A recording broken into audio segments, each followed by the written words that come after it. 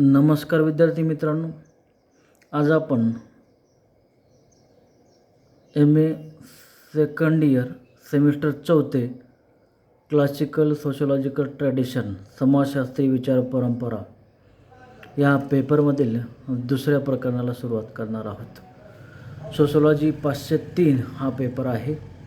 यामधलं दुसरा जे युनिट आहे ते मॅक्स वेबर या विचारवंताच्या संदर्भातलं आहे, ज्यामध्ये आपण मॅक्स वेबरचा भांडवलवाद, अधिकार आणि नोकरशाही या संदर्भातले विचार आपण बघणार आहोत.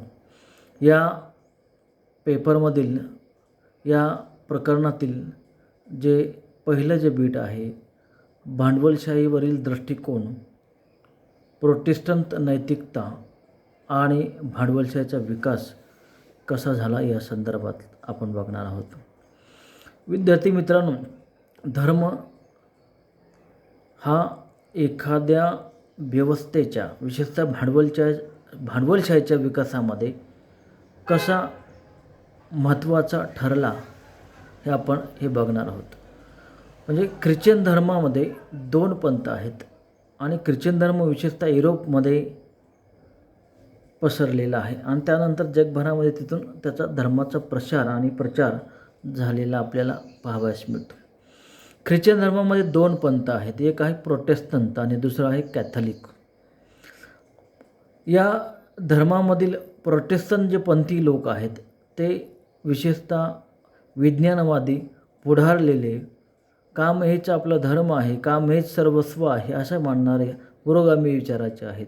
तर कॅथलिक जे पंथीय लोक आहेत ते पारंपरिक विचाराचे आणि दैववादी असलेले किंवा चर्च या अनुषंगाने जास्त संबंधित असलेले आपल्याला पाहायला मिळतात. या अनुषंगाने म्हणजे प्रोटेस्टंट पंथीय जे विचारधारा आहे त्या विचारधारेमुळे भांडवलशाहीचा विकास कसा झाला या संदर्भात आपण इथे विचार करणार आहोत. कारण प्राचीन काळापासून जर विचार केला तर धर्म आपण एक अलौकिक शक्तीच्या संदर्भात विचार करतो. एडवर्ड टायलर म्हणतो की अलौकिक शक्तीवरील विश्वास म्हणजे धर्म आहे. किंवा संपूर्ण जर धर्माचा जर विचार केला तर मानवी जीवनावरच धर्माचा प्रचंड पगडा असतो, प्रचंड प्रभाव असतो. हे आदिम काळापासून आज तागायत आपण पाहत आलेलो आहे. कारण प्राचीन काळापासून आपण विचार करतो की मानवावर संकटे का येतात, पाऊस का पडतो, भूकंप का येतात, आग का लागते, किंवा या संदर्भात माणूस विचार करत राहतो. आणि याच अनुषंगाने आपण प्राचीन काळापासून विचार केलेला पाहायला मिळतो. चांगले वाईट, काळी जादू, पांढरी जादू, पाप पुण्य, कर्म यासारख्या धार्मिक बाबीचा आपण विचार करतो. आणि धर्म आणि आर्थिक बाजूचा विचार ज्यावेळेस आपण करतो त्यावेळेस मानवाच्या गरजाचा विचार करतो. अन्न, वस्त्र, निवारा या बाजूंचा विचार करतो. किंवा मानवाच्या गरजा भागवण्यासाठी वस्तूचे उत्पादन, उपभोग, वितरण, विनिमय या संदर्भात आपण आजपर्यंत विचार करत गेलो. मग ह्या माणसाच्या गरजा कोणत्या, त्या भागवण्यासाठी काय केलं पाहिजे, उत्पादनाचे प्रमाण किती असावे, श्रम विभाजन कशाच्या आधारावर असावे या बाबीचा आपण आर्थिक अनुषंगाने विचार करत आलो. मग आपण धर्म आणि या आर्थिक व्यवहाराच्या संबंधांना ज्याविषयी विचार करायला लागलो आणि याच अनुषंगाने मॅक्स वेबरने मानवी समाजातील सदस्यांच्या ज्या विचार आहेत किंवा विश्वास आहे, मूल्य आहेत किंवा जीवनासंबंधीच्या ज्या धारणा आहे, मानवी समाजातील लोकांचे जे वर्तन आहेत, या सर्व बाबींचा अभ्यास केला आणि त्यामध्ये त्यांनी विशेषतः जे मानवी जीवन आहे ख्रिश्चन धर्मातील, ज्या देशामध्ये प्रोटेस्टंट पंथीय लोक राहतात त्याच ठिकाणी भांडवलशाहीचा विकास झालेला आहे आणि जिथे कॅथलिक लोक राहतात तिथे भांडवलशाहीचा विकास झाला नाही असा अभ्यास त्यांनी मांडला. म्हणजे इंग्लंड, जर्मनी, फ्रान्स या देशामध्ये प्रोटेस्टंट पंथीय लोक राहतात म्हणून तिथे भांडवलशाहीचा विकास झाला.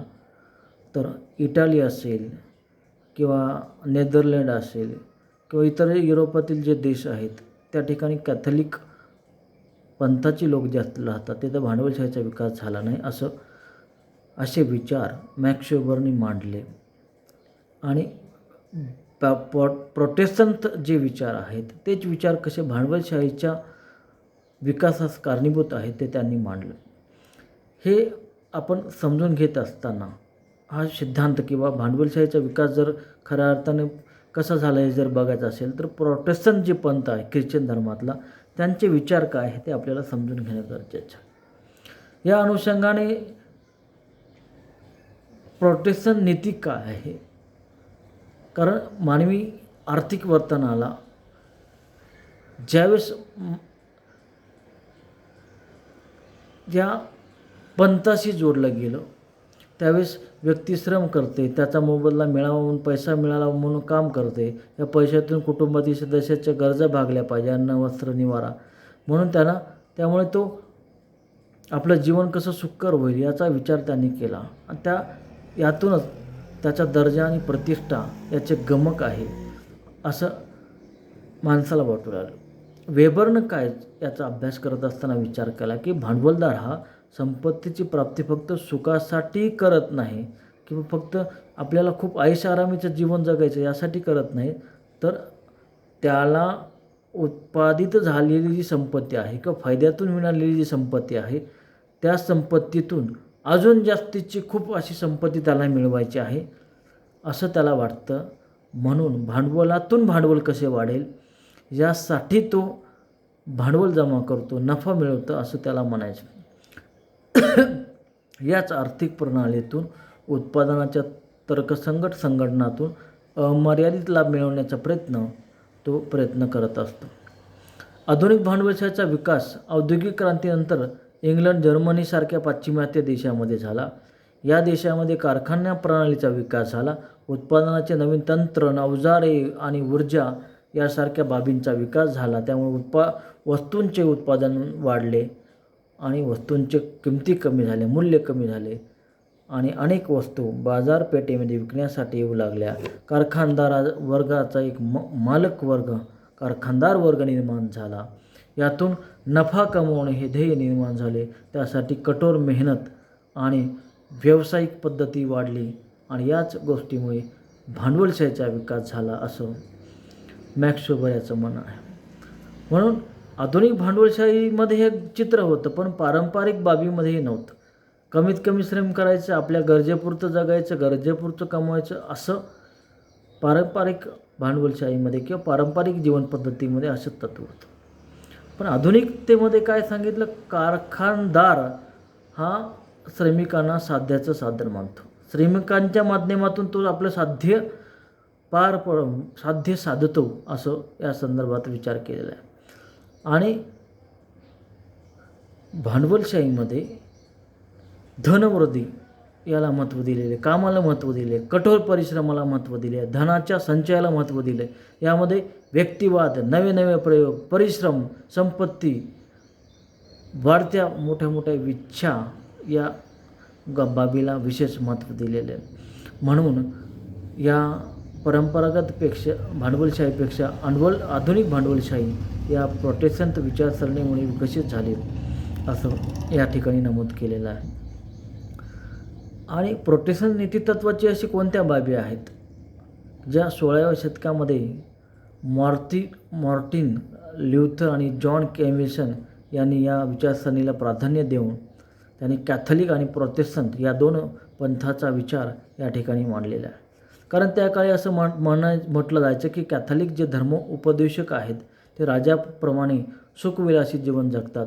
या पंथात प्रचंड भ्रष्टाचार आहे, अवगुण आहेत, ते लोक ड्रिंकिंग करतात किंवा खूप मोठ्या धार्मिक आचरण हे करतात असं यांनी मांडलं. आणि याच अनुषंगाने याच लोकांनी मार्टिन ल्यूथर यांनी एक प्रोटेस्टंट विचारसरणीचा अनुषंगाने असा विचार केला की सुधारणावादी विचारसरणी आहे, साधे सरळ जीवन जगले पाहिजे आणि यातूनच काम केले पाहिजे, व्यसनाधीनता टाळली पाहिजे, शिक्षण घेतलं पाहिजे, उद्योगधंदे केले पाहिजे, अशा प्रकारची तांत्रिक शिक्षण घेतलं पाहिजे, अशा प्रकारची धारणा या प्रोटेस्टंट विचारसरणीमध्ये मांडली गेली. आणि या पंथाचा विकास होण्यास मदत झाली. यामध्ये असं म्हटलं गेलं की ईश्वर शक्तिमान आहे, सर्वश्रेष्ठ आहे. दैवी इच्छा अज्ञेय आहे, परंतु ईश्वराची इच्छा जाणून घेण्याचा मानवाने प्रयत्न करू नये.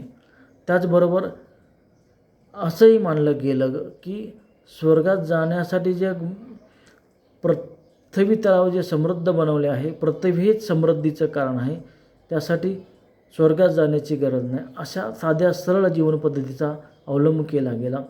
याच बाबीमध्ये आणि सांसारिक आणि इंद्रिय सुखाला अयोग्य मानले.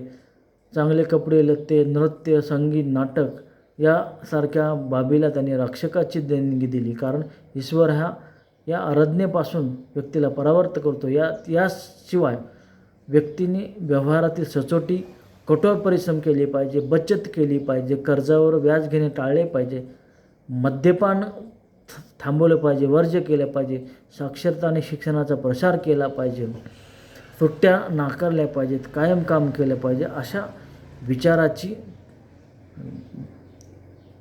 कास या प्रोटेस्टंट विचारपंथाने केलेले आपल्याला या विचारसरणीमध्ये दिसून येईल. म्हणजे एकंदरीत परमेश्वर जरी असला तरी तो मानवाच्या दृष्टीने अज्ञेय आणि अगम्य आहे. कारण सृष्टीचा कर्ता आणि शासक जरी असला तरी मानवी वर्तनाला खूप महत्त्वाचं त्यांनी स्थान दिलेलं आहे. म्हणजे एकंदरीत भौतिक वस्तू मानवी जीवन आणि जन्ममृत्यूच्या व्यवस्थेची हे निगडीत आहे. मोक्ष हा दैवकृपेने जरी प्राप्त होत असला तरी माणसाने कायम कष्ट केले पाहिजे. यासारख्या बाबीला या प्रोटेस्टंट पंथाने मानलं आणि ही जी तत्त्व आहे ते भांडवलशाहीच्या विकासास कारणीभूत ठरली. आणि श्रम, बचत, कष्ट, कायम सुट्ट्या न घेणे, व्यसनाधीनता न मानणे, व्यसन सोडून देणे यासारख्या बाबी या पंथाने मानल्या. आणि युरोपमध्ये एक भांडवलशाहीचा खूप मोठा उदय झालेला या पंथामुळे आपल्याला पाहावयास मिळतो. म्हणून प्रोटेस्टंट पंथ हा भांडवलशाहीच्या विकासास कारणीभूत ठरला असं आपणाला या ठिकाणी नमूद करता येतं. धन्यवाद. इथं हा सिद्धांत आपला संपवतो.